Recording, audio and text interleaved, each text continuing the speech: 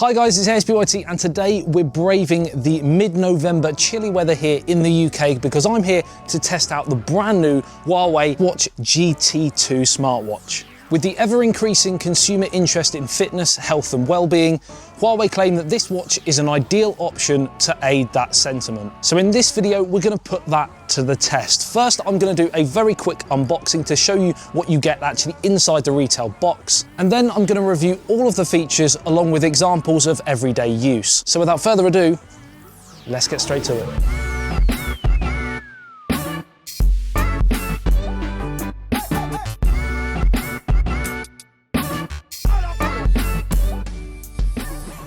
Oh, Dottie's come to say hello as well. Do you like the new Huawei GT2 Smartwatch? She's not really fussed, to be honest.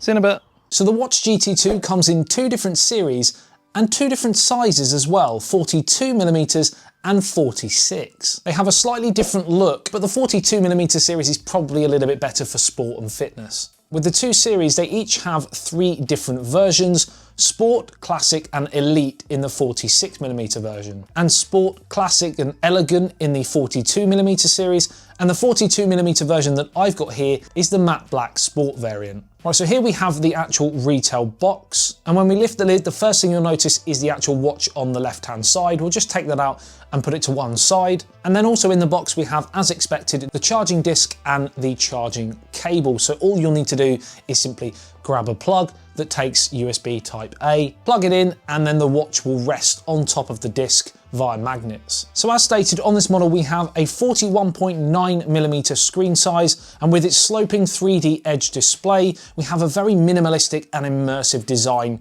to the overall watch, with not a bezel in sight, which I personally think is a plus. Not only does it look good, but it's also good if you're wearing it for fitness, etc. Now, due to the need for the sensors, the chosen watch faces will not go all the way to those edges. This is most noticeable when the watch face is of a light color, which is why I personally would go for a dark or black face to disguise this. Not ideal, but pretty standard with smartwatches at the moment, and at least that way it's symmetrical and you don't have the dreaded flat tire. Now, there are different watch straps you can get for this. The one that I've got is the matte black fluoro elastomer, I think is the term that they use. Bit of a mouthful. It's kind of rubber silicone-y, soft to the touch, nice and stretchy and flexible for, again, fitness. And it also means that if it comes into contact with sweat, rain, etc., you're going to have no problems. Now, talking of sweat and rain, etc., it's also 50 meters water resistant thanks to its 5 ATM rating. So whether you're working out in the gym and you're sweating away, it's not a pleasant thought,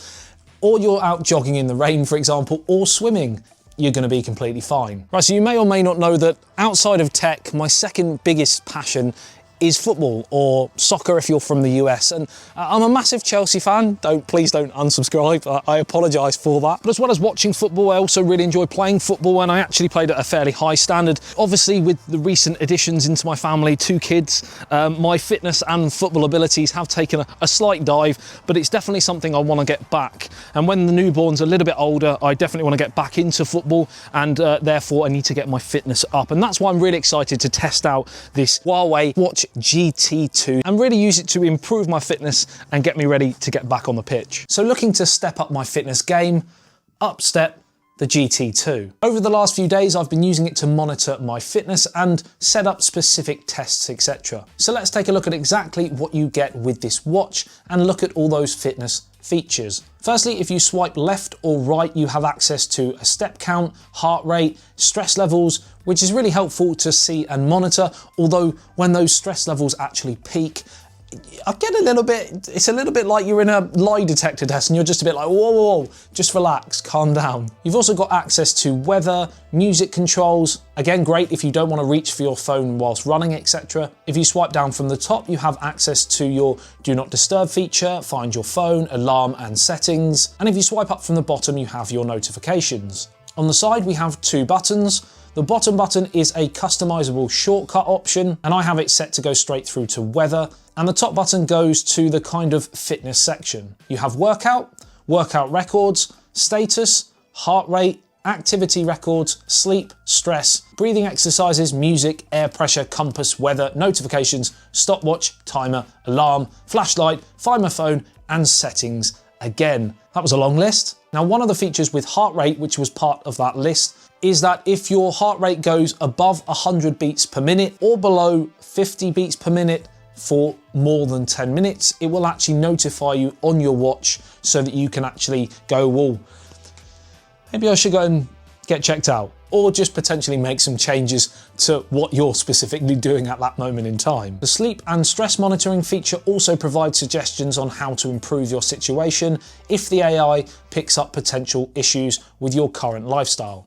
Within the workout section, you have different running courses which cater to different levels of fitness like fat burning, endurance, etc. And you have outdoor run, indoor run, walking, cycling and swimming sections, and even ones like triathlon. I've been using the outdoor run one the most, and once selected, it actually monitors heart rate, pace, distance, time. And what is great is there's actually like an AI function which acts as kind of like a pace setter. So if you're flagging and slacking behind, you see the little AI man ahead of you and it gives you a bit of a G up. Come on, mate, pick those knees up. The watch can apparently actually monitor up to 190 different types of data. So it's kind of like having a bit of a personal trainer, minus all the costs, of course. Now, one thing that you don't have is an always-on display feature, which some users would enjoy, but the tilt-to-wake feature is very accurate, and of course the battery will thank you in the long run. One negative is that there doesn't seem to be a double tap to wake function, which would be nice, but it's not really a deal breaker for me. Speaking of battery, and this is a key feature, on the 42mm model, we have up to 7 days battery life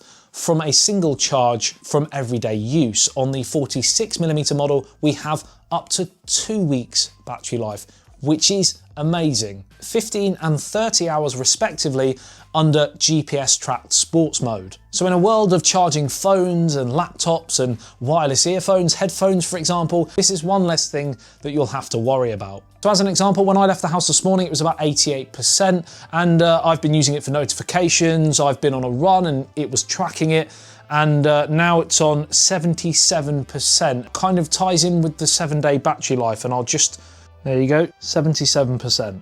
Even though I know you guys trust me anyway, but for full transparency. The battery efficiency is such due to the Cortex M7 processor, which achieves ultra low power consumption, which is far below the industry standard. Also, the new in-house Huawei Kirin A1 chip works very quick and efficiently, scrolling between the different sections, using all the fitness features, viewing notifications, etc. I've not experienced any lags or freezes whatsoever. Speaking of notifications, you can set these up in the Huawei Health app to be pinged to your watch as and when they come in, and on the whole it does a good job at this. Unfortunately, you can't respond to the notifications on the watch, and you also can't download any apps, so you're relying on the features that Huawei have pre-installed. And while I feel I would personally like the freedom of being able to download my own apps, I also feel there's pretty much all that I would need in a smartwatch already on here. Also, on your smartphone in that health app, you do also have access to all of the important information, exercise records, heart rate, sleep, etc. So if you want to go into a little bit more detail on a larger display for ease of use, then you can do that as well. So all in all, if you are looking for a new smartwatch that has all of those fitness and sport features, then the Huawei Watch GT2 is certainly one to consider. In the time I've been using it, it has helped me on my road to getting back out onto the football pitch. I don't think it's going to quite make me as good as Lionel Messi or Cristiano Ronaldo, but you never know. Let me know what you think in the comment section below. Is this something you are interested in? Which size and style of the GT2 are you most interested in? And if you've got it, what do you think of it? As always, these videos do take quite a long time to make, so if you did enjoy it, smash the like button for me, subscribe and hit the notification bell if you are new to the channel and want to be notified every time I post a video on anything tech, news, unboxings, reviews. I love you and leave you. I'll see you in the next one. Cheers for your peace out.